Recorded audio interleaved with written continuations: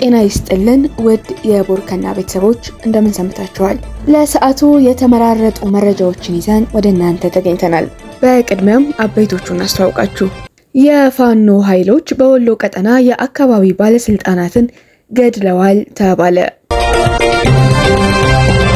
የቀይ ባህር ጉዳይ እውን ይሆናል ግን ጥያቄው ትክክል እንዳልሆነ መቀላመድ ባንዳነት ነው ሲል የመከላከያ ሚኒስቴር አስታወቀ።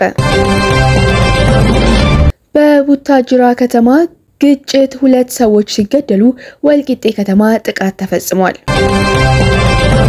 ከውጪ በአሜሪካ ሚቺጋን ቤተክርስቲያን ላይ በተፈጸመ ጥቃት 4 ሰዎች ተገደሉ። ሁሉንም በዝርዝር እንመለከታቸዋለን። እስከ መጨረሻው ድረስ አብራችሁ እንድትቆዩ በአክብሮት እንጋብዛለን። የፋኖ ኃይሎች በወሎ ቀጠና የአካባቢ ባለስልጣናትን ገድለዋል ተባለ። የፋኖ ኃይሎች ከሰሞኑ መጠነ ሰፊ ጥቃት በከፈቱበት በወሎ ቀጠና የአካባቢ ባለስልጣናትን መግደላቸው ተሰምቷል። የአማራ ፋኖ ብሔራዊ ኃይል ምስራቅ አማራ ቀጠና ምኒልክ እዝ መንግስት ኃይሎች ላይ ድንገተኛ ጥቃት ፈጽሟል። በጥቃቱ በመንግስት የጸጥታ ኃይሎች ላይ ከደረሰው ከፍተኛ ጉዳት በተጨማሪ የፋኖ ኃይሎች በተቆጣጠሯቸው ከተሞች የአካባቢ ባለስልጣናትን ገድለዋል ተብሏል። የፋኖ ኃይሎች በመንግስት የጸጥታ ኃይሎች ላይ በፈጸሙት ጥቃት ከተቆጣጠሯቸው ከተሞች መካከል የደቡብ ወሎ ዞኗ መካነ ሰላም አንዷ ነች። የቦረና ወረዳ መቀመጫ መካነ ሰላም ከተማ በፋኖ ቁጥጥር ስር በገባችበት አጋጣሚ የመንግስት የጸጥታ ኃይሎች ጥለዋቸው የወጡ የአካባቢ ባለስልጣናት መግደላቸውን ተሰምቷል። ከተገደሉ የአካባቢ ባለስልጣናት መካከል የወረዳው ሚሊሻ ጽህፈት ቤት ኃላፊና ምክትል ኃላፊው እንደሚገኙበት ተገልጿል። የፋኖ ኃይሎች መካነ ሰላም ከተማን ለአንድ ቀን ከተቆጣጠሩ በኋላ በራሳቸው ጊዜ ጥለው መውጣታቸውን ተከትሎ የመንግስት ኃይሎች ገብተዋል ተብሏል። የፋኖ ኃይሎች ከተማዋን ለቀው የወጡት ማረሚያ ቤት ሰብረው እስረኞችን በማስለቀቅ ነው ተብሏል። በመካነ ሰላም ከተማ ፖሊስ ጣቢያ ታስረው የነበሩ ሰዎች በፋኖ ጥቃት የተለቀቁ ሲሆን እስረኞቹ ከፋኖ ኃይሎች ጋር ከተማዋን ለቀው መውጣታቸውን መረጃዎች አመላክተዋል። በራሳቸው ጊዜ ከተማዋን ለቀው የወጡት የፋኖ ኃይሎች ብዙም ሳይርቁ በመካነ ሰላም ዙሪያ እየተንቀሳቀሱ ነው ተብሏል። ምንም እንኳን የፋኖ ኃይሎች ለቀው ከወጡ በኋላ የመንግስት ኃይሎች ቢገቡም ከተማዋ አሁንም ወደ መደበኛ እንቅስቃሴ አልተመለሰችም ተብሏል። በሌላ በኩል የአርጎባ ብሔረሰብ ልዩ ወረዳ ሚሊሻ ጽህፈት ቤት ኃላፊ ሻምበል ባሻ መሐመድ ሰይድ በሰሞነኛው የፋኖ ውጊያ መገደላቸው ተሰምቷል። የወረዳው ሚሊሻ ጽህፈት ቤት ኃላፊ የተገደሉበት በደቡብ ወሎ ዞን በደሴ ዙሪያ ወረዳ ከፋኖ ኃይሎች ጋር መስከረም 17 ቀን 2018 ዓ.ም በተደረገ ውጊያ ነው ተብሏል። ከሁለት ወር ገደማ በፊት በተመሳሳይ በፋኖ ጥቃት የወረዳው ሰላምና ደህንነት ጽህፈት ቤት ኃላፊ መቶ አለቃ ሁሴን መገደላቸው ይታወሳል። በፋኖ ኃይሎች የተገደሉት የወረዳው የጸጥታ ዘርፍ አመራሮች ለበርካታ ዓመታት በመከላከያ ሰራዊት ያገለገሉ እንደነበሩ መረጃዎች ያመለክታሉ። የቀይ ባህር ጉዳይ እውን ይሆናል ግን ጥያቄው ትክክል እንዳልሆነ መቀላመድ ባንዳነት ነው ሲል የመከላከያ ሚኒስቴር አስታወቀ።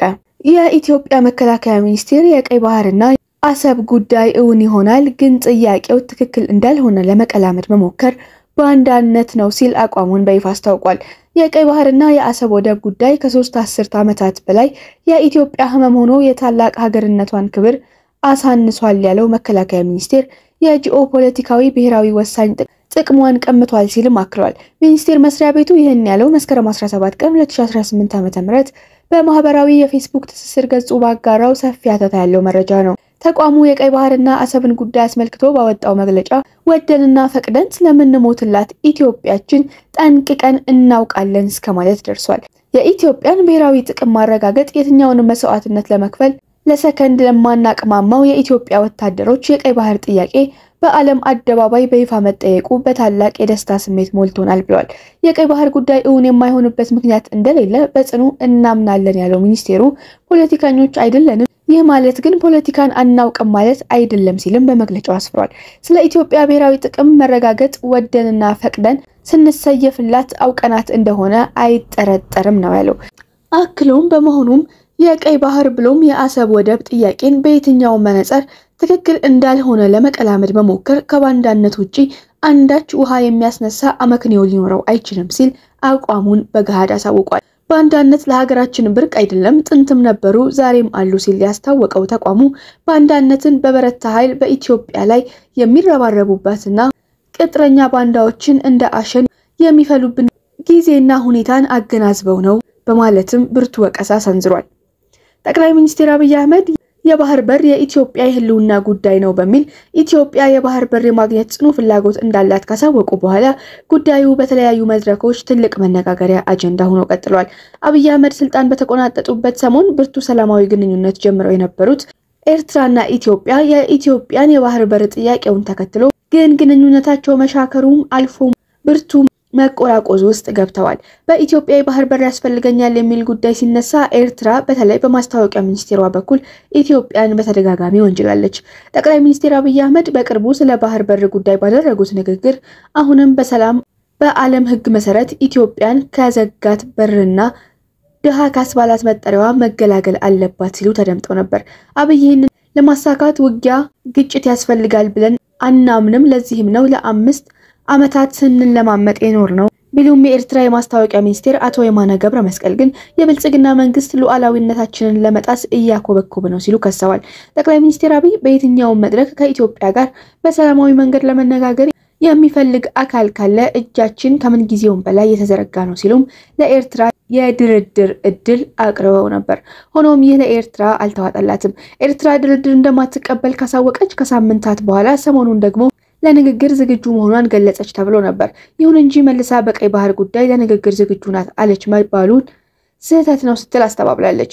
ጠቅላይ ሚኒስትር አብይ አህመድ ከወራት በፊት ባደረጉት ንግግር ቀይ ባህር የዛሬ 30 ዓመት በኢትዮጵያ እጅ ነበር፣ የተፈጠረው ስህተት የትላንትና ነው፣ ነገ ይታረማል፣ ብዙ ከባድ አይደለም ማለታቸው ይታወሳል። የኢትዮጵያ መከላከያ ሚኒስትር ሜጀር ጀነራል ተሾመ ገመቹ በበኩላቸው ቀይ ባህር እኛ ጋር ነበር፣ ቀይ ባህር አሰብ ነው የነበረው፣ አሰብ ደግሞ ራስ ገዝ ነው የነበረው ማለታቸው አይዘነጋም።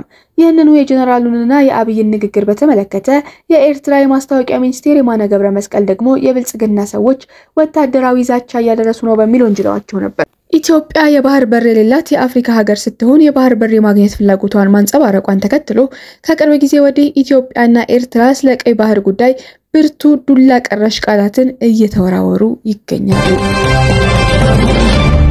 በቡታጅራ ከተማ ግጭት 2 ሰዎች ሲገደሉ በወልቂጤ ከተማ ጥቃት ተፈጽሟል። በማዕከላዊ ኢትዮጵያ ክልል በምስራቅ ጉራጌ ዞን ቡታጅራ ከተማ በተቀሰቀሰ ግጭት 2 ሰላማዊ ሰዎች መገደላቸው ተሰምቷል። ቡታጅራ ከተማ ከሰሞኑ ባስተናገዳቸው የእርስ በርስ ግጭት የሰላማዊ ሰዎች ግድያ፣ አካል ጉዳትና ንብረት መውደም ማጋጠሙ ታውቋል። ሰላማዊ ሰዎች የተገደሉት በከተማዋ በተቀሰቀሰው የእርስ በርስ ግጭት ላይ ፖሊስ በከፈተው ተኩስ ነው ተብሏል። ግጭቱ የተቀሰቀሰው መስከረም 17 2018 ዓ.ም ሲሆን እስከ ትላንትና ጠዋት ድረስ አልበረደም ነበር። የግጭቱ መነሻ የሲናኖ ሴራ የተባለው አካባቢ በባህላዊ የሽምግልና ስርዓት የባለቤትነት ይገባኛል ጥያቄ ጋር ተያይዞ የተፈጠረ አለመግባባት ነው ተብሏል።